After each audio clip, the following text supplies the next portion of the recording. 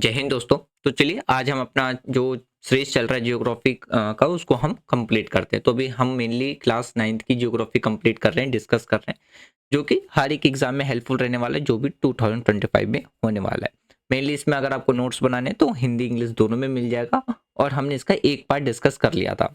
First part में जो हमने डिस्कस किया था वो चैप्टर 1, 2 एंड 3 डिस्कस किया था। वीडियो की लेंथ ज़्यादा लंबी ना हो इसलिए हमने एक पार्ट में तीन वीडियो मतलब तीन चैप्टर डिस्कस कर लिया था।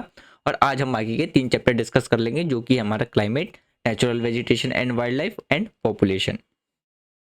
तो इसके बाद हमारा क्लास 9th भी कंप्लीट हो जाएगी। तो ऑलरेडी ज्योग्राफी की आपकी क्लास 6th की कंप्लीट हो चुकी है, क्लास 7th आपका कंप्लीट हो चुका है, 8 कंप्लीट हो चुका है। आज आपकी 9th क्लास भी क्या हो जाएगी, कंप्लीट हो जाएगी। तब उसके बाद हम 10th की जो ज्योग्राफी है उसको हम कंप्लीट करेंगे। तो चलिए स्टार्ट करते हैं। तो इसी तरीके से 10th फिर 11th फिर 12th इस तरीके से हम अपनी क्या कर लेंगे, ज्योग्राफी पूरी कंप्लीट कर लेंगे। मेनली ये हमारा भी रिवीजन रेस चल रहा है। तो अगर आप यूपीएससी जैसे एग्जाम की भी प्रैक्टिस मतलब वो प्रिपरेशन कर रहे हैं तो उसके लिए भी आप यहाँ से इजीली नोट्स बना सकते हैं क्विक रिवीजन के लिए। अगर आपको फ्री ऑफ कॉस्ट अगर आपको ये डाउनलोड करना है रिवीजन के लिए तो टेलीग्राम पे चैनल है, आप टेलीग्राम पे जा करके डाउनलोड कर सकते हैं। हिंदी इंग्लिश दोनों में है। आप जिस लैंग्वेज में भी नोट्स बनाना चाहें आप इजली बना सकते हैं। तो जो कि चैप्टर 4 है हमारा वो है क्लाइमेट। क्लाइमेट अगर हम क्लाइमेट की बात करें, देखिए क्लाइमेट का मतलब क्या होता है, जैसे हिंदी में हम इसे कहते हैं जलवायु। तो इसकी डिफिनेशन की बात करते हैं तो क्लाइमेट में अक्सर हम कंफ्यूज हो जाते हैं क्लाइमेट और वेदर में। क्लाइमेट एंड वेदर तो दोनों अलग अलग चीज़ें हैं। वेदर अलग है और क्लाइमेट अलग है। अगर हम सिर्फ क्लाइमेट की बात करें तो ये क्या रहता है, लॉन्ग टर्म पीरियड के लिए रहता है, लंबे समय तक के लिए रहता है। अप्रॉक्स अगर हम 30 साल से ज़्यादा बात करें तो ये एवरेज वेदर कंडीशंस होता है जो कि लंबे समय तक चलता है, वो हमारा कहलाता है क्लाइमेट। अब जैसे कि अगर हम बात करें हिमालय का जो क्लाइमेट है, हिमालयन रीजन का, वो कैसा क्लाइमेट है, तो वो कोल्ड, वहाँ पे आपको क्लाइमेट क्या देखने को मिलेगा, कोल्ड देखने को मिलेगा, ठंडा क्लाइमेट देखने को मिलेगा। तो उसे हम वेदर नहीं कह सकते हैं, वो हमारा कहलाएगा क्या, क्लाइमेट। क्यों? क्योंकि क्लाइमेट जो रहता है वो लॉन्ग पीरियड के लिए चलता है, तो इसीलिए हम उसको कहते हैं क्लाइमेट। वेदर जो रहता है वो हमारे day to day atmospheric conditions रहता है, तो उसे हम कहते हैं वेदर। अब जैसे मान लीजिए कि ये मेनली एक दो दिन तक चलता है कि किसी दिन बहुत तेज हवाएं चलती हैं, कभी बहुत तेज बारिश होती है, या एक दो दिन, या कभी कई बार क्या होता है बहुत ज़्यादा गर्मी रहती है या आसमान में क्लाउड रहता है, तो हमारा वेदर हो जाता है, उसे हम क्लाइमेट में काउंट नहीं करते। इन शॉर्ट क्लाइमेट हमारा लॉन्ग टर्म पीरियड के लिए चलता है और वेदर हमारा day to day atmospheric conditions पे रहता है, तो उसे हम कहते हैं वेदर। अगर हम अपनी कंट्री की क्लाइमेट की बात करते हैं तो हमारी कंट्री का क्लाइमेट कैसा है, तो हमारी कंट्री में जो क्लाइमेट है वो आपको कैसा देखने को मिलेगा, मानसून टाइप देखने को मिलेगा। मानसून टाइप कैसे, अगर हम भारत की जलवायु की बात करते हैं तो वो मानसूनी प्रकार की मानसूनी टाइप का कहा जाता है। क्यों? क्योंकि जो ड्राइव्ड होता है वो कहाँ से होता है, अरेबिक वर्ड्स मौसम से लिया गया, जिसका मतलब होता है सीजन। सीजनल जो सीजनल रिजवल ऑफ विंड्स है, यानी कि अगर हम भारत की बात करें तो हमारी कंट्री के अंदर में जो ऋतु परिवर्तन के साथ साथ क्या है, हवा की दिशाएं भी बदलती है। तो जिसकी वजह से क्या होता है, हमारी कंट्री के अंदर में मानसून होता है। और मानसून की वजह से, मानसून क्या है, हमारी कंट्री की जो एग्रीकल्चर सेक्टर है उस पर वो अपना क्या करता है, एक इन्फ्लुएंस, यानी कि काफ़ी प्रभावित उस पर करता है। सिर्फ एग्रीकल्चर पे नहीं, एग्रीकल्चर के साथ साथ वो हमारी लाइफ को भी क्या करता है, उस पर अपना इन्फ्लुएंस डालता है। मतलब उस पर अपना इन्फ्लुएंस का मतलब क्या हो गया, एक तरीके से जो वर्षा होती है उसको वो क्या करता है, प्रभावित करता है। यानी कि जो हमारी कंट्री के अंदर में क्या आता है, जब मानसून आता है, क्योंकि आज भी हमारी कंट्री में जो एग्रीकल्चर डिपेंड है वो किस पे है, मानसून के ऊपर भी डिपेंड करता है।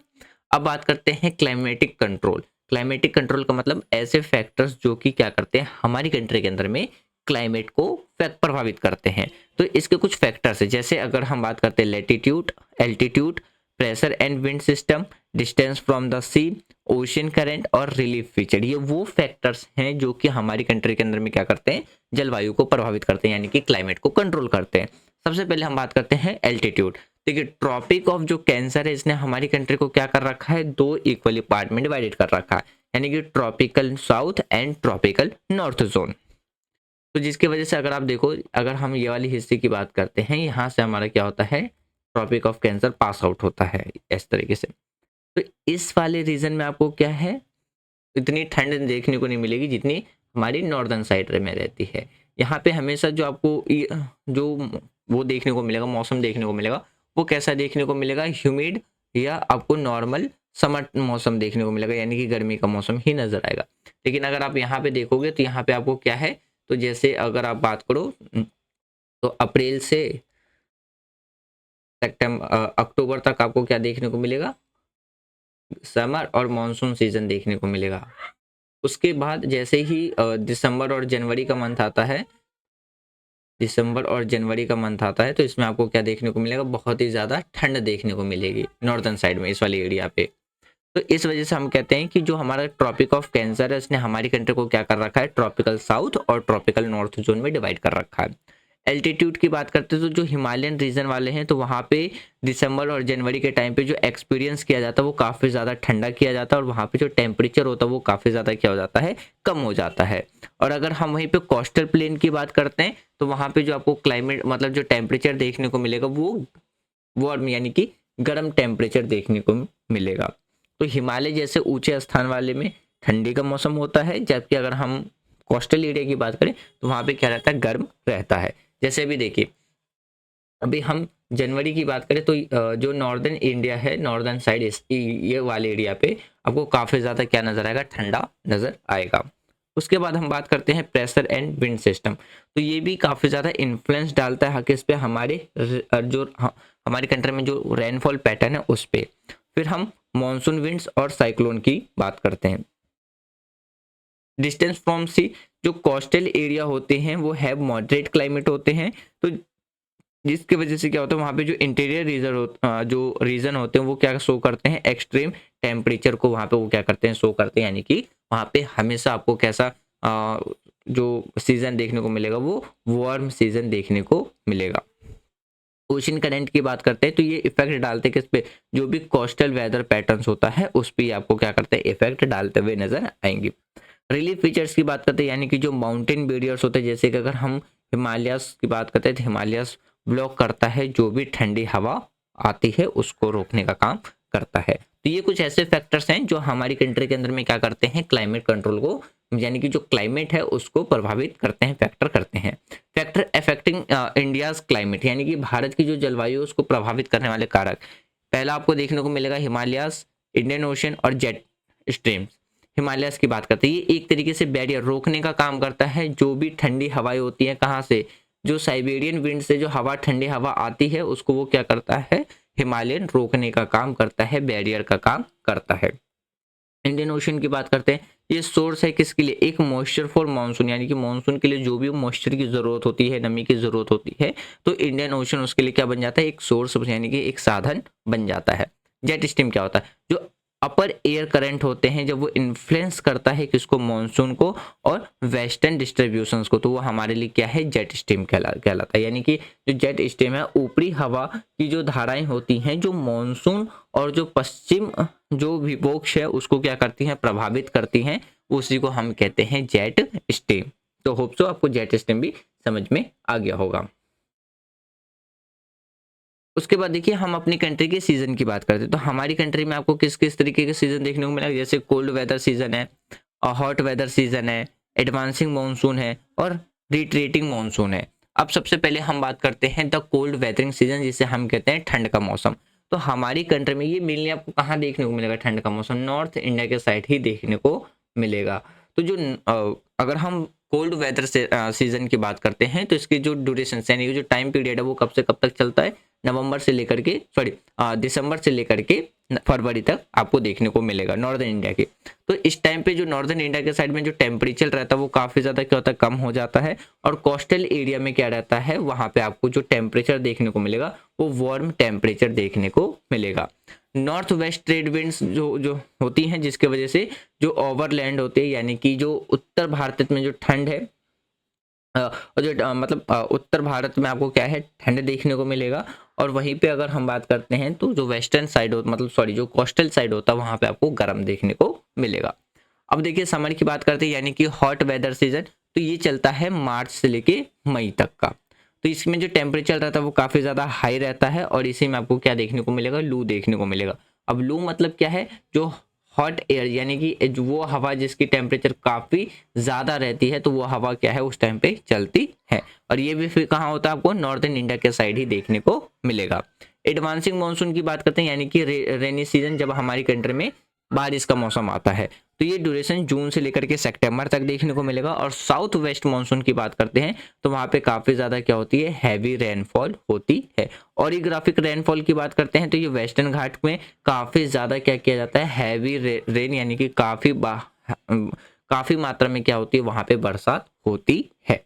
रिट्रेटिंग मानसून क्या होती है, जिसे हम पोस्ट मानसून भी कहते हैं। हिंदी में बात करें तो अल्प मानसून यानी कि अल्प मानसून मानसून हम इसे कहते हैं। इसका ड्यूरेशन जो चलता है वो अक्टूबर से नवंबर तक का चलता है। और इसमें जो हवा की डायरेक्शन रहती है यानी कि हवा की बात करते हैं तो ये इसमें आपको क्या देखने को मिलेगा, विंड रिट्रेट साउथ वर्ड की साइड आपको देखने को मिलेगा। तो जिसके वजह से फिर क्या है, तमिलनाडु के अंदर में फिर क्या है, बारिश होती है। तमिलनाडु और मतलब नॉर्थ ईस्ट मानसून से लेकर के कहाँ तक वो बारिश होती है, फिर तमिलनाडु तक में आपको बारिश देखने को मिलेगी। जो तमिलनाडु है, तमिलनाडु में पूर्वोत्तर मानसून से ही क्या होती है वहां पे फिर वर्षा होता हुआ आपको नजर आएगा, तो उसे हम कहते हैं रिट्रेटिंग मानसून। उसके बाद देखिए हम बात करते हैं डिस्ट्रीब्यूशन ऑफ रेनफॉल।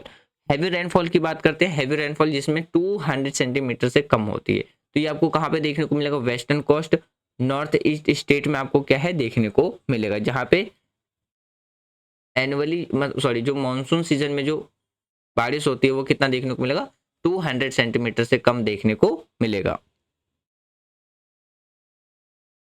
फिर मॉडरेट रेनफॉल की बात करते हैं तो जिसमें आपको 100 से 200 सेंटीमीटर के बीच में क्या है रेनफॉल देखने को मिलेगा। ये मेनली कहाँ पे, सेंट्रल इंडिया में आपको देखने को मिल जाएगा। फिर लो रेनफॉल, अगर हम राजस्थान और गुजरात की बात करते हैं तो इसमें जो आपको रेनफॉल देखने को मिलेगा, जो रेनफॉल रिसीव किया जाता है वो कितना होता है, 60 सेंटीमीटर से ज़्यादा। अब बात करते हैं मानसून मैकेनिज्म, यानी कि जो मानसून की जो प्रक्रिया होती है वो किस तरीके से होती है। तो इसमें हम डिफरेंशियल हीटिंग, इंटरट्रॉपिकल और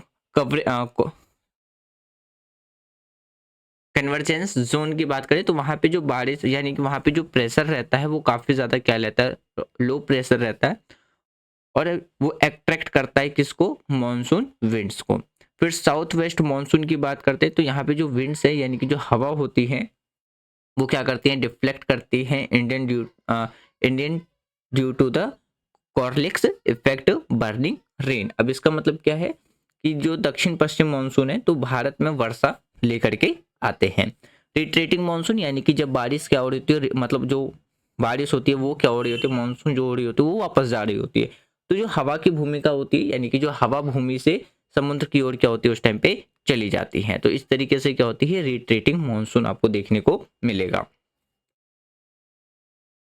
उसके बाद देखिए अगर हम बात करते हैं इंपॉर्टेंट ऑफ मानसून, यानी कि मानसून क्यों ज़्यादा इंपॉर्टेंट है, तो हम अपनी कंट्री की बात करें तो हमारी कंट्री के लिए मानसून काफ़ी ज़्यादा इंपॉर्टेंट है। किसके लिए, एग्रीकल्चर के लिए।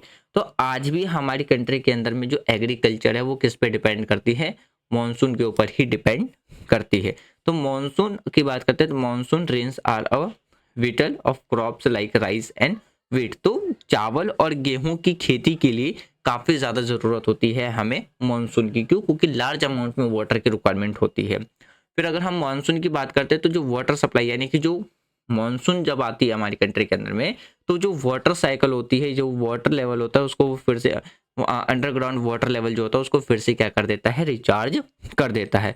तो हमारी कंट्री में जैसे हमने बात किया था पेनिनसुलर रिवर है, तो पेनिनसुलर रिवर किस पे डिपेंड करते हैं, मानसून पे ही डिपेंड करते हैं।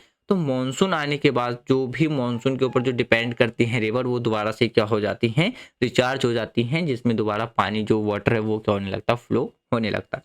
और जब उसमें वाटर फ्लो होने लगता है तो हम क्या करते हैं, वहाँ पे जो डैम्स कंस्ट्रक्ट करवा रखा है तो उससे हम इलेक्ट्रिसिटी जनरेट करते हैं और जो एनर्जी होता है वो हम क्या करते हैं, प्रोवाइड कराते हैं। एनर्जी की बात करते हैं यानी कि जो हाइड्रो इलेक्ट्रिक पावर होते हैं वो जनरेट कर उसके जनरेशंस में भी काफ़ी ज़्यादा क्या है, जो मानसून का जो वाटर होता है वो अपना इन्फ्लुएंस डालता है यानी कि प्रभावित करता है। Impact of climate on life की बात करते हैं, यानी कि किस तरीके से जो क्लाइमेट है वो हमारी लाइफ पे क्या करता है, इम्पैक्ट डालता है। तो अगर हम क्लाइमेट की बात करें ना, तो क्लाइमेट लार्ज स्केल पर हमारी लाइफ पे क्या करता है, इम्पैक्ट डालता है। अगर हम बात करते हैं जैसे एग्रीकल्चर है, एग्रीकल्चर हमारी किस पे डिपेंड करते हैं, सीजन पे, और हमारे जो क्रॉप पैटर्न वो भी किस पे डिपेंड करता है, क्लाइमेट पे ही डिपेंड करता है। तो जो हम किस जगह पे कौन से क्रॉप्स ग्रो करेंगे, ये सब डिपेंड होता है किस पे, क्लाइमेट पे। और ये इन्फ्लुएंस डालता है किस पे, हमारे फेस्टिवल्स पे या जो हमारी कल्चर प्रैक्टिसेस होते हैं। तो इसीलिए जो क्लाइमेट है वो हमारी लाइफ के लिए काफ़ी ज़्यादा क्या हो जाता है, इम्पॉर्टेंट हो जाता है।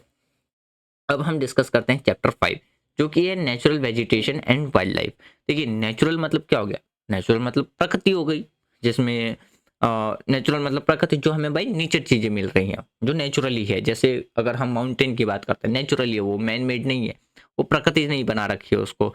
वेजिटेशंस का मतलब क्या होता है, वेजिटेशंस का मतलब होता है वनस्पति। अब नेचुरल वेजिटेशंस का मतलब क्या होता है कि लार्ज अमाउंट पे जो प्लांट्स हैं या जो ट्री है वो बिना इंटरफेरेंस ऑफ ह्यूमन कि वो क्या होता है, जब ग्रो होते हैं तो उसे हम कहते हैं नेचुरल वेजिटेशन।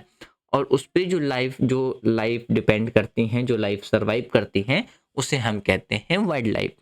अब देखिए natural vegetation, plant that grow naturally without human interference is called natural vegetation. मैंने आपको बता दिया कि जिसमें जो प्लांट जब ग्रो होता है उसमें किसी भी तरीके की ह्यूमन की इंटरफेरेंस नहीं रहती है, तो उसे हम कहते हैं natural vegetation. Wild life, animal that live freely in their a natural habitats, मतलब जो जानवर नेचुरल हैबिटेट्स पे क्या रहते हैं, फ्रीली लाइफ करते हैं, जिंदा रहते हैं, तो उसे हम कहते हैं वाइल्ड लाइफ। इंडियाज बायोडाइवर्सिटी की बात करते हैं तो among the top 12 in the world. तो अगर हम इंडियन बायोडाइवर्सिटी की बात करें तो दुनिया के हम 12वें नंबर पर पे आते हैं, किसके, फ्लोरा एंड फौना के डाइवर्सिटी के बेसिस पे। तो हमारी कंट्री का रैंक कितना है, 12वां स्थान आता है। फैक्टर, ऐसे फैक्टर की बात करते हैं जो कि क्या करते हैं हमारी कंट्रीज के अंदर में नेचुरल वेजिटेशन पे इन्फ्लुएंस डालते हैं। तो पहला आता है क्लाइमेट, दूसरा सॉइल, तीसरा रिलीफ। क्लाइमेट, क्लाइमेट अभी हमने थोड़ी देर पहले डिस्कस करा था। क्लाइमेट क्या होता है, हमारा लॉन्ग टर्म पीरियड रहता है, वेदर शॉर्ट टर्म पीरियड रहता है। तो अगर हम जैसे क्लाइमेट में हमारा क्या क्या आ जाता है, टेम्परेचर आ जाता है, रेनफॉल आ जाता है, सनलाइट, जो वेजिटेशन टाइप्स होते हैं, तो ये सारी चीज़ें डिपेंड करते हैं किस पे, हमारी क्लाइमेट पे। अब एग्जांपल से समझिए, अगर हम डेजर्ट की बात करते हैं तो डेजर्ट में वो प्लांट ग्रो कभी नहीं होंगे जिसमें लार्ज अमाउंट ऑफ क्या होता है, वाटर की रिक्वायरमेंट होती है। जैसे कि अगर हम बात करें, ऐसे बहुत से प्लांट्स हैं जो कि जिसमें लार्ज अमाउंट में वाटर की रिक्वायरमेंट होती है, तो वो रेगिस्तान जैसे डेजर्ट जैसे एरिया में नहीं होंगे। मेनली यहाँ पे कैसे जो वेजिटेशंस ग्रो होते हैं, कैक्टस जैसे, जो स्क्रब्स जैसे जो प्लांट होते हैं वो ग्रो होते हैं। तो क्लाइमेट काफ़ी ज़्यादा एक इम्पॉर्टेंट फैक्टर बन जाता है जो कि हमारी नेचुरल वेजिटेशंस को इन्फ्लुएंस करता है। उसके बाद आता है सॉइल। जैसे अगर हम जैसे बात करें तो हमारी कंट्री के अंदर में अलग अलग रीजन में अलग अलग टाइप्स के सॉइल पाए जाते हैं। तो कौन, और हर सॉइल पे भी क्या है, सारे जो प्लांट्स हैं या जो ट्रीज हैं वो ग्रो नहीं हो सकते हैं, तो वो डिपेंड करते हैं सॉइल की क्वालिटीज़ के ऊपर भी। तो डिफरेंट सॉइल टाइप्स होने की वजह से क्या वो सपोर्ट प्रोवाइड कराता है various kinds of vegetation. Relief की बात करते हैं तो जैसे एल्टीट्यूड की बात करें या जो स्लोप इफेक्टेड होते हैं, यहाँ पे भी आपको क्या है, टाइप्स ऑफ अलग अलग डिफरेंट टाइप्स की वेजिटेशन आपको देखने को मिलेंगे। जैसे अगर हम माउंटेन एरिया की बात करते हैं तो माउंटेन एरिया में आपको कैसे वेजिटेशन नजर आएंगे, तो वहाँ पे आपको कॉनिकल फॉरेस्ट नजर आएंगे। अमेजोन बेसिन की बात करते हैं जहाँ पे हमेशा बारिश होती रहती है, तो वहाँ पे आपको क्या एवरग्रीन ट्रॉपिकल एवरग्रीन फॉरेस्ट नजर आएंगे। तो ये सारे फैक्टर्स होते हैं जो कि क्या करते हैं, कहीं ना कहीं नेचुरल वेजिटेशन पे इन्फ्लुएंस डालते हैं। उसके बाद देखिए हम टाइप्स ऑफ वेजिटेशंस की बात करते हैं अपनी कंट्री के अंदर में। हमारी कंट्री के अंदर में जो टाइप्स के वेजिटेशन होते हैं, सबसे पहला आता है हमारा tropical evergreen forest.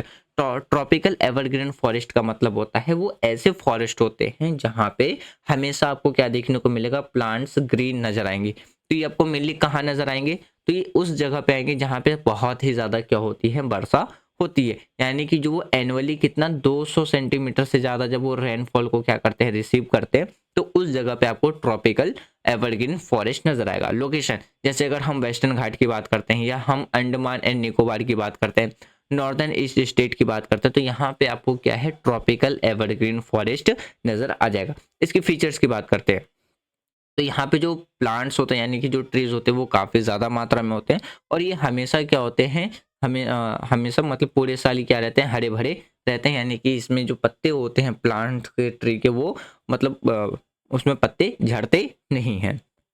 Important trees की बात करें जैसे इबोनी हो गया, अ, मनोहोगे हो गया, रोज़वुड हो गया, तो यहाँ पे क्या है ये इम्पोर्टेंट ट्रीज़ पाए जाते हैं।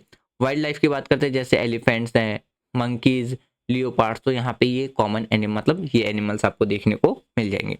दूसरा आता है tropical diseases forest. Tropical diseases forest को हम और किस नाम से जानते हैं? मॉनसून फॉरेस्ट के नाम से भी जानते हैं। तो यहाँ पे जो रेनफॉल रिसीव किया जाता है वो मेनली 100 से लेके 200 सेंटीमीटर तक में बारिश यहाँ पे रिसीव किया जाता है, एंड 70 से 100 सेंटीमीटर गर्मी के मौसम में, यानी कि 100 से 200 सेंटीमीटर मोस्ट, यानी कि जब टेम्परेचर थोड़ा कम रहता है उस टाइम पे, और मतलब आप इन शॉर्ट मानसून टाइम पे बात कर लीजिए, और जब 70 से 100 तक के बीच में जो मानसून रिसीव किया जाता है वो गर्मी ड्राई के सीजन में रिसीव किया जाता है। लोकेशन की बात करते हैं जैसे ये आपको मध्य प्रदेश में नज़र मिल जाएंगे, उत्तर प्रदेश में मिल जाएंगे, उड़ीसा जैसे स्टेट्स में आपको ट्रॉपिकल डिजीजेस फॉरेस्ट नज़र आएंगे। इंपॉर्टेंट ट्री की बात करते हैं जैसे टीक है, साल, शीशम, ये इंपॉर्टेंट ट्रीज आपको देखने को मिल जाएंगे। यहाँ पे अगर हम वाइल्ड लाइफ की बात करते हैं जैसे लायन, टाइगर, डियर जैसे जो एनिमल्स है ये आपको मिल जाएंगे। उसके बाद आता है हमारे पास ट्रॉपिकल थ्रोन फॉरेस्ट, यानी कि जिसे हम कहते हैं उष्ण कटिबंधीय कांटेदार वन। इसमें जो बारिश होती है वो 70 डिग्री मतलब 70 सेंटीमीटर से भी कम होती है। लोकेशन अगर हम राजस्थान और गुजरात की बात करते हैं तो यहाँ पे जो मेनली ट्रीज पाई जाती हैं जो हमें देखने को मिल जाते हैं वो कौन कौन से मिल जाते हैं? कैक्टस और बबूल का जो पेड़ होता है, ऐसे पेड़ आपको देखने को मिल जाएंगे। वाइल्ड लाइफ की बात करते हैं तो जैसे कैमल्स हैं, रैट है, स्नेक्स हैं, ऐसे सांप मतलब ऐसे वाइल्ड लाइफ एनिमल्स आपको यहाँ पे मिल जाएंगे। माउंटेन फॉरेस्ट जिसे हम पर्वतीय वन भी कहते हैं, तो ये मेनली आपको माउंटेनियस एरियाज पे मिलेंगे। अगर हम इसके टाइप्स की बात करते हैं तो इसमें आपको कॉर्निफोरस फॉरेस्ट और टेम्परेट फॉरेस्ट मिल जाएंगे। फॉरेस्ट वो फॉरेस्ट होते हैं जिनमें जो कि काफ़ी ज़्यादा हायर एल्टीट्यूड पे आपको मिलेंगे, और ये इसमें जो यहाँ पे जो पेड़ पाए जाते हैं ना वो आपको किस टाइप में देखने को मिलेगा? कॉनिकल टाइप में देखने को मिलेंगे, यानी कि इस टाइप के पेड़ से आपको देखने को मिलेगा। तो इस वजह से हम इसको क्या इस वजह से हम इन्हें क्या कहते हैं? कॉनिफोरस फॉरेस्ट कहते हैं। जैसे आपने क्रिसमस ट्री टाइप का देखा होगा, या अगर आपने अशोका का पेड़ देखा होगा तो उस तरीके से समझ लीजिए। तो यहाँ पे मेनली जो पेड़ पाए जाते हैं वो कॉनिकल पाए जाते हैं। जैसे कि अगर हम पाइन की बात करते हैं, देवदार का पेड़ की बात करते हैं, तो ये सारी क्या होते हैं? कॉनिकल शेप के होते हैं। टेम्परेट फॉरेस्ट की बात करते हैं तो टेम्परेट फॉरेस्ट क्या होती है? ये लोअर स्लोप्स के साइड में होते हैं। जैसे अगर हम बात करते हैं ओक हो गया या कैस्टनट हो गया, चेस्टनट हो गया, तो ऐसे यहाँ पे जो प्लांट्स हैं वो आपको देखने को मिल जाएंगे। एनिमल की बात करते हैं जैसे स्नो लियोपार्ड हो गया या रेड पांडा जैसे जो एनिमल्स हैं यहाँ पे आपको देखने को मिलेगा। उसके बाद हम बात करते हैं मैनग्रोव फॉरेस्ट जिसे हम क्या कहते हैं? ज्वारीय वन वन भी कहते हैं। ये मेनली आपको कहाँ देखने को मिलेंगे? कोस्टल एरिया और जो टाइडल जोन एरिया है वहाँ पे आपको ये इजीली देखने को मिल जाएगा। जैसे लोकेशंस की बात करें तो सुंदरबन है जो कि वेस्ट बंगाल में है, अंडमान एंड निकोबार आइलैंड पे आपको देखने को मिल जाएगा। तो यहाँ पे मेनली जो पेड़ पाए जाते हैं वो किस टाइप के पेड़ पाए जाते हैं? जैसे सुंदरी हो गया, तो सुंदरी के ही नाम पे क्या बना हुआ है? हमारे ये सुंदरबन बना हुआ है। पाल्म हो गया, कोकोनट ट्री हो गया, तो ऐसे जो प्लांट्स है वो आपको यहाँ पे देखने को मिलेंगे। एनिमल की बात करते हैं तो वाइल्ड लाइफ की बात करें तो जैसे हमारा रॉयल बंगाल टाइगर है, क्रोकोडाइल है, तो ऐसे यहाँ पे एनिमल्स आपको देखने को मिल जाएंगे। अब बात करते हैं वाइल्ड लाइफ इन इंडिया। तो हमारी कंट्री की अगर हम अपनी कंट्री की बात करते हैं तो काफ़ी ज़्यादा रिच है किसके लिए? फौना के लिए। यानी कि अगर हम बात करते हैं वन्य जीव की, अगर वन्य जीव में बात करें तो एलिफेंट है केरला और कर्नाटका में, या वन हॉर्न राइनोसोरस है आसाम में आपको देखने को मिल जाएगा। कैमल डेजर्ट थार डेजर्ट में देखने को मिलेगा, जिसकी लोकेशन कहाँ है? राजस्थान में है। अगर हम बर्ड्स की बात करते हैं पिकॉक्स जो कि हमारे एक नेशनल बर्ड है, हॉर्नबिल्स जो कि आपको नॉर्थ ईस्ट इंडिया में देखने को मिल जाएगा। एक्वाटिक लाइफ की बात करते हैं जैसे डॉल्फिन है या टर्टल है, क्रोकोडाइल है, तो ऐसे आपको जो वाइल्ड लाइफ है एनिमल्स वो आपको अपनी कंट्रीज के अंदर में देखने को मिल जाएगा। उसके बाद देखिए हम किस तरीके से अपने फॉरेस्ट को क्या कर सकते हैं? कंजर्व कर सकते हैं, क्योंकि आज के टाइम पे हम क्या करते जा रहे हैं कि हम अपने जो फॉरेस्ट है उसको डे बाय डे क्या करते जा रहे हैं? इंफ्रास्ट्रक्चर डेवलप करने के लिए डेवलपमेंट के नाम पे हम अपने ही फॉरेस्ट को खत्म करते जा रहे हैं। तो अगर हम अपने फॉरेस्ट को जिस हिसाब से ख़त्म कर रहे हैं तो इसका जो नेगेटिव इम्पैक्ट पड़ता है वो किस पे पड़ता जा रहा है, वाइल्ड लाइफ पे पड़ता जा रहा है। तो आज के टाइम पे वाइल्ड लाइफ पे क्या क्या एक थ्रेट, एक खतरा बनता जा रहा है, जैसे डिफॉरेस्टेशन है, ह्यूमन हंटिंग है, मतलब हंटिंग हो गया। हंटिंग क्यों? क्योंकि हम आज के टाइम पे क्या कर रहे हैं, एनिमल्स को उसकी ऑर्गन्स के ट्रेड के लिए क्या करते जा रहे हैं, लार्ज स्केल पर हम उनकी जो हंटिंग है वो करते जा रहे हैं। हैबिटेट डिस्ट्रक्शन आपको देखने को मिला। ये वो फैक्टर्स हैं जिसके वजह से आज हमारी कंट्री के अंदर में क्या बना हुआ है, जो वाइल्ड लाइफ है उस पर एक खतरा बना हुआ है। तो कंजर्व कैसे कर सकते हैं? तो बायोस्फीयर रिजर्व डिक्लेयर करके, जैसे कि नीलगिरी की बात करते हैं, सुंदरबन की बात करें, वाइल्ड लाइफ सेंचुरीज बना करके, जैसे काजीरंगा है या गिर नेशनल पार्क है, नेशनल पार्क जैसे जिम कॉर्बेट है या कन्हा नेशनल पार्क है। और जैसे हम कुछ एग्जांपल देख सकते हैं, जैसे टाइगर प्रोजेक्ट था या प्रोजेक्ट एलिफेंट है। ये किस लिए लाया गया था सरकार के द्वारा? ताकि हम इन एनिमल्स की जो स्पीसीज है वो डिक्लाइन होने से इन्हें प्रोटेक्ट कर सके। तो होप सो कि आपको चैप्टर 5 भी कंप्लीटली रिवाइज हो गया होगा। चैप्टर 6 देखते हैं, जो कि लास्ट चैप्टर, वो है पॉपुलेशन। पॉपुलेशन का मतलब क्या है? पॉपुलेशन का मतलब है जनसंख्या। अब जैसे देखिए, अगर हम पॉपुलेशन की बात करें तो इसके दो पॉइंट ऑफ व्यू हो सकते हैं। पहला पॉइंट ऑफ व्यू ये हो सकता है कि जो लार्ज अमाउंट में जो पॉपुलेशन है वो एक बर्डन है हमारी कंट्री के लिए। दूसरा, हमारे लिए एक तरीके से अच्छा खासा रिसोर्सेस है। आप एग्जाम्पल के तौर से समझिए यहाँ से कि पॉपुलेशंस के दो पॉइंट ऑफ व्यू कैसे हो सकते हैं। मान लीजिए यहाँ पे दो फैमिली है, एक है ए और एक है बी। दोनों में जो संख्या है पॉपुलेशन की वो कितनी है, 10-10 में रख के चलते हैं, ठीक है। तो फैमिली ए में क्या है कि 10 के 10 मेंबर जॉब करने वाले हैं, सबके पास अपनी अपनी नौकरी है, और इसमें सिर्फ एक बंदा ही क्या है, जॉब करने वाला है। तो बाकी जो 9 बंदे रह गए वो इस पे क्या बन गए, बर्डन बन गए। लेकिन यहीं पे अगर जो 10 के 10 बंदे जॉब कर रहे हैं, जो 10 के 10 पीपल्स जॉब कर रहे हैं, ये इनके लिए क्या हो गया, एक ये एक ईज़िली इनके पास क्या आ सकता है, सोर्स आ सकता है, और ये अपने आप को क्या कर सकते हैं, बहुत ही ज़्यादा तेज़ी से डेवलप कर सकते हैं।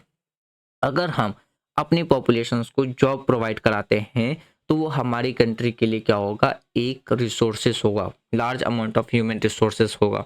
तो जिसमें हम प्रोडक्शंस में का इसका जो सीधा जो पॉजिटिव इम्पैक्ट पड़ेगा वो हमारी कंट्री के प्रोडक्शंस पे, इकोनॉमिक्स प्रोडक्शंस पे पड़ेगा, इकोनॉमिक डेवलपमेंट, इकोनॉमिक ग्रोथ पे पड़ेगा।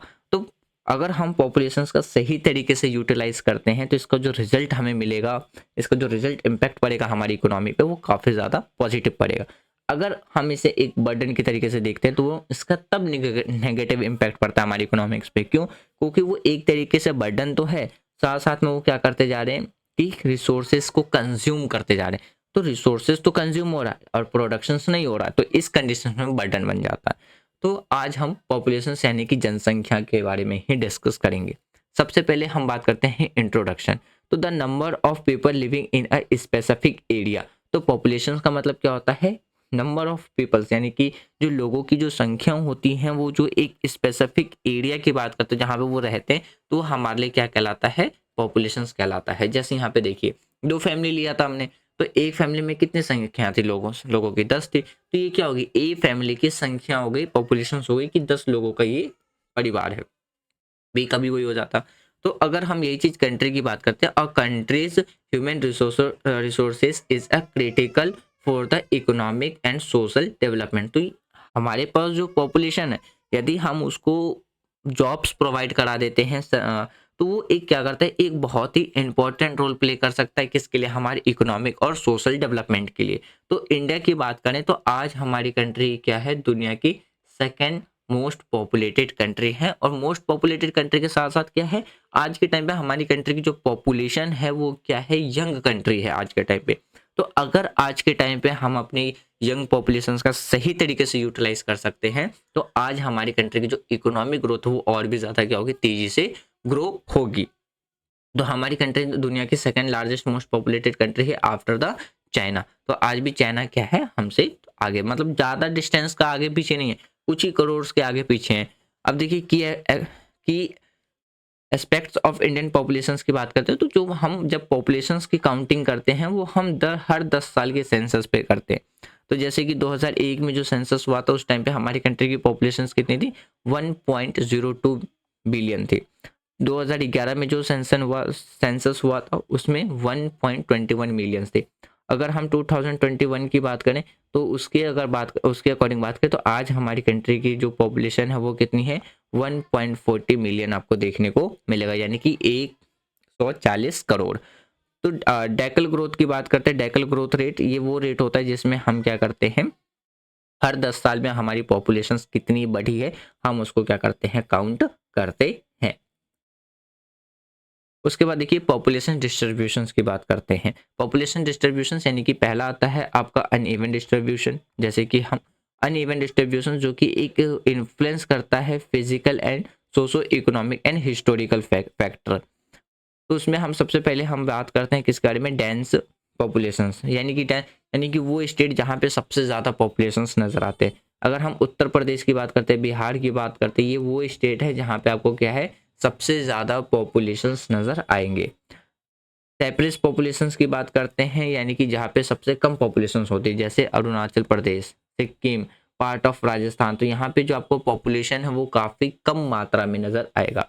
वो फैक्टर्स की बात करते हैं जो कि ऐसे फैक्टर्स की जो कि पॉपुलेशन डिस्ट्रीब्यूशंस पे इन्फ्लुएंस डालते हैं, प्रभावित करते हैं। पहला आता है जियोग्राफिकल फैक्टर, फिर आता है इकोनॉमिक फैक्टर, फिर आता है सोशल एंड कल्चर फैक्टर। देखिए जियोग्राफिकल फैक्टर की बात करते हैं तो जिसमें अगर हम ट्रेन, क्लाइमेट, सॉइल फर्टिलिटी, तो ये वो एरिया होते हैं। जियोग्राफिकल फैक्टर का मतलब है कि जब पीपल्स होते हैं रिसोर्सेज के लिए वो क्या करते हैं, एक जगह से दूसरी जगह शिफ्ट होना स्टार्ट हो जाते हैं। जैसे कि अगर आप आज के टाइम पे कंपेयर कर लो रूरल एरिया और अर्बन एरिया, तो रूरल एरिया के कंपेयर में अर्बन एरिया आपको आज के टाइम पे ज़्यादा मोस्ट पॉपुलेटेड नज़र आएगा। रीज़न क्या है, क्योंकि यहाँ पे उनके पास जो रिसोर्सेज है वो काफ़ी ज़्यादा मात्रा में अवेलेबल होता है कंपेयर टू रूरल एरिया की बात करते हैं। इकोनॉमिक एक्टिविटी की बात करते हैं तो जैसे लोग माइग्रेट कर जाते हैं अर्बन एरिया के साइड, किस लिए, एक अच्छी खासी जॉब के लिए या इंडस्ट्रीज या एजुकेशन के लिए, हेल्थ के लिए, वो कहाँ माइग्रेट कर जाते हैं, एक अच्छे रिसोर्सेज के लिए अर्बन एरिया के साइड में माइग्रेट कर जाते हैं। सोशल एंड हिस्टोरिकल कल्चर की बात करें, जैसे हिस्टोरिकल सेटलमेंट, यानी कि वो उनकी जो जनरेशन टू जनरेशन है वो वहीं पे रहते हुए आ रही है, ये जो कम्युनिटी प्रेफरेंस है, तो ये वो फैक्टर्स होते हैं जो कि हमारे पॉपुलेशन डिस्ट्रीब्यूशंस को क्या करते हैं, इम्पैक्ट डालते हैं। पॉपुलेशन डेंसिटी क्या होता है, जिसे हम कहते हैं जनसंख्या घनत्व। पॉपुलेशन डेंसिटी का मतलब होता है जो नंबर ऑफ पीपल्स है वो कितने पर स्क्वायर किलोमीटर में कितने पॉपुलेशन रह रही है, उसे हम कहते हैं डेंसिटी ऑफ पॉपुलेशन। इसको निकालने का जो फॉर्मूला यूज होता है वो क्या होता है, टोटल पॉपुलेशन डिवाइड करते हैं हम टोटल लैंड एरिया से, तो इससे हमारा क्या निकल जाता है, डेंसिटी ऑफ पॉपुलेशन निकल जाता है। अब एग्जांपल से समझिए, मान लीजिए पॉपुलेशन की बात करते हैं, 1 लाख पॉपुलेशन है कितने अंदर में, 10 किलोमीटर, ये हमारा क्या है, एरिया है। तो ठीक है 10 किलोमीटर, तो 0 0 कट गया, तो हर 1 किलोमीटर एरिया में कितने लोग रह रहे हैं, 1 किलोमीटर लैंड एरिया पे कितने लोग रह रहे हैं, तो कितने, 100 लोग रह रहे हैं। तो कितने लोग रह रहे हैं, 100 लोग रह रहे हैं। तो ये हमारा क्या हो गया, डेंसिटी ऑफ पॉपुलेशन हो गया। हाई डेंसिटी आपको कहाँ देखने को मिलेगा, बिहार के अंदर में देखने को मिलेगा, और लो डेंसिटी कहाँ देखने को मिलेगा, उत्तर प्रदेश में आपको देखने को मिलेगा। उसके बाद देखिए हम बात करते हैं पॉपुलेशन ग्रोथ, यानी कि जनसंख्या में जो वृद्धि होती है। इसके कंपोनेंट की बात करते हैं तो birth rate, death rate, migration. Migration भी दो तरीके के होते हैं, एक होता है इंटरनल माइग्रेशन, दूसरा होता है इंटरनल और इंटरनेशनल माइग्रेशन। देखिए बर्थ रेट की बात करते हैं, नंबर ऑफ बर्थ पर 1000 पीपल पर ईयर, यानी कि एक साल में जो पर 1000 पीपल्स कितने जन्म ले रहे हैं तो उसको हम काउंट करते हैं बर्थ रेट में। डेथ रेट में यही होता है, नंबर ऑफ डेथ्स पर 1000 पीपल पर ईयर, यानी कि हर एक साल में 1000 लोगों पर कितने लोगों की मृत्यु हो रही है, उसे हम डेथ रेट में काउंट करते हैं। बर्थ रेट भी वही है कि 1000 लोगों पर कितने लोगों का जन्म हो रहा है हर साल, तो उसको हम किस में काउंट करते हैं, बर्थ रेट में काउंट करते हैं। माइग्रेशन का मतलब होता है कि एक जगह से दूसरी जगह मूव करना। अगर हम इंटरनल माइग्रेशन की बात करते हैं तो ये क्या होता है, एक कंट्री के अंदर में ही एक स्टेट से दूसरे स्टेट में माइग्रेट करना, वो हमारा कहलाता है इंटरनल माइग्रेशन। अब एग्जांपल के तौर पे समझिए, मान लीजिए कोई बिहार का बंदा है या बिहार का कोई व्यक्ति है, वो कहाँ, महाराष्ट्र जाकर के क्या करता है, काम करता है, वहीं पे वो रोजगार करता है, अपने डेली अर्निंग करता है, तो ये क्या कहलाएगा, एक ही कंट्री के अंदर में दोनों स्टेट है, तो ये कहलाएगा इंटरनल माइग्रेशन। इंटरनेशनल माइग्रेशन में क्या होता है, जिसमें हम कंट्री टू कंट्री माइग्रेट करते हैं। अब जैसे कि मान लीजिए जो भी आज के टाइम पे जो अच्छे खासे अपनी एजुकेशंस कंप्लीट कर लेते हैं, तो इनका ड्रीम रहता है कि वो यूएसए जैसे कंट्री में या जापान जैसे कंट्री में जाकर के क्या करें, अच्छी खासी जॉब करें और वहाँ पे अच्छा खासा पैकेज ले। तो वो जो जॉब की अपॉर्चुनिटीज़ के लिए या जो एजुकेशन के लिए वो जो एक कंट्री से दूसरी कंट्री जो मूव कर रहे हैं, वो कहलाता है हमारा international migration. Types of growth की बात करते हैं तो पॉजिटिव ग्रोथ भी होते हैं और नेगेटिव ग्रोथ की बात करते हैं। पॉजिटिव ग्रोथ में क्या होता है, बर्थ रेट ज़्यादा होता है, डेथ रेट कम होता है। और नेगेटिव ग्रोथ की बात करें तो डेथ रेट ज़्यादा होता है, बर्थ रेट कम होता है। तो इसे हम कहते हैं नेगेटिव और पॉजिटिव ग्रोथ। उसके बाद देखिए हम बात करते हैं किस बारे में, पॉपुलेशंस कंपोजिशंस। मतलब जैसे पॉपुलेशंस कंपोजिशंस में हम बात करते हैं एज कंपोजिशन। एज कंपोजिशन में पहले हम चिल्ड्रन की बात करते हैं। तो चिल्ड्रन यानी कि जो 0 से 14 साल तक के बच्चों में आते हैं, जो कि डिपेंडेंट रहते हैं किसके ऊपर, पेरेंट्स के ऊपर में। तो इसे हम कहते हैं चिल्ड्रन कैटेगरी में रखते हैं। फिर आता है वर्किंग एज। वर्किंग एज में क्या आता है, जो 15 से लेकर के 59 ईयर्स तक जो रहते हैं वो प्रोडक्टिव पॉपुलेशंस कहलाते हैं। क्यों? क्योंकि ये काम करते हैं, इनका जो भी ये काम करते हैं, इसका जो इनके द्वारा अगर कोई लेबर का काम कर रहा है, कोई पढ़ाने का काम कर रहा है, कोई मशीन ऑपरेट करने का, तो ये जो भी सर्विसेज प्रोड्यूस कर रहे हैं, तो इनका जो रोल होता है वो इकोनॉमिक ग्रोथ में काफ़ी ज़्यादा इंपॉर्टेंट होता है। तो इसलिए हम इनको किस एज में रखते हैं, वर्किंग एज में रखते हैं। और ये काफ़ी ज़्यादा क्या होता है, प्रोडक्टिव पॉपुलेशंस होते हैं। अगर इन एज के बीच में अगर लॉसेस होते हैं, यानी कि लार्ज स्केल पर लोगों की डेथ होती है, तो इसका नेगेटिव इम्पैक्ट पड़ता है इकोनॉमिक ग्रोथ पे। फिर आता है ओल्ड एज। ओल्ड एज यानी कि 60 साल से ऊपर जितने भी जो होते हैं वो क्या होते हैं, ओल्ड एज में आ जाते हैं। ये दोबारा से क्या बन जाते हैं, डिपेंडेंट बन जाते हैं किस पे, वर्किंग पॉपुलेशंस पे। अगर हम जेंडर रेशियो की बात करते हैं तो नंबर ऑफ फीमेल्स पर 1000 मेल्स, यानी कि 1000 मेल पे कितने फीमेल्स हैं, इसे हम काउंट करते हैं जेंडर रेशियो। अगर हम 2011 सेंसस की बात करते हैं तो 940 फीमेल्स थे किसने, पर 1000 मेल्स पे। लिटरेसी रेट की बात करते हैं तो 2011 की बात करें तो वहाँ पे जो लिटरेसी रेट था 74% था हमारी कंट्री का, मेल का 82 और फीमेल का 65। ऑक्यूपेशनल स्ट्रक्चर की बात करें तो 3 तरीके की हमारी कंट्री के अंदर में आपको सेक्टर देखने को मिलेगा, प्राइमरी सेक्टर, सेकेंडरी सेक्टर और टर्सरी सेक्टर।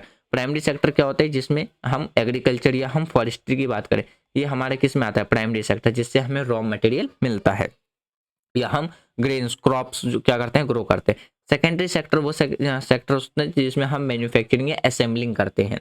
अब जैसे देखिए कॉटन है, कॉटन हमारा किससे आया, प्राइमरी सेक्टर से। कॉटन से हमने क्या बनाया, थ्रेड, थ्रेड से हमने बना लिया कपड़े। तो कपड़ा क्या बन गया हमारा, कि ये जो कपड़ा जो बन रहा है वो किस में बनेगा, जो कपड़ा बनने की जो प्रोसेस है वो सेकेंडरी सेक्टर में। तो सेकेंडरी सेक्टर क्या करता है, रॉ मटेरियल लेकर के वो हमें यूजेबल प्रोडक्ट प्रोवाइड कराता है और फाइनल प्रोडक्ट प्रोवाइड कराता है। उसके बाद आता है टर्सरी सेक्टर। टर्सरी सेक्टर हमें क्या देता है, सर्विसेज प्रोवाइड कराता है। जैसे डॉक्टर है, बैंक है, पोस्टमैन है, टीचर है, यह हमें क्या करा रहा है, अपनी सर्विसेज प्रोवाइड कराता है। तो यह हमारे लिए किस में आ गया, टर्सरी सेक्टर में आता है।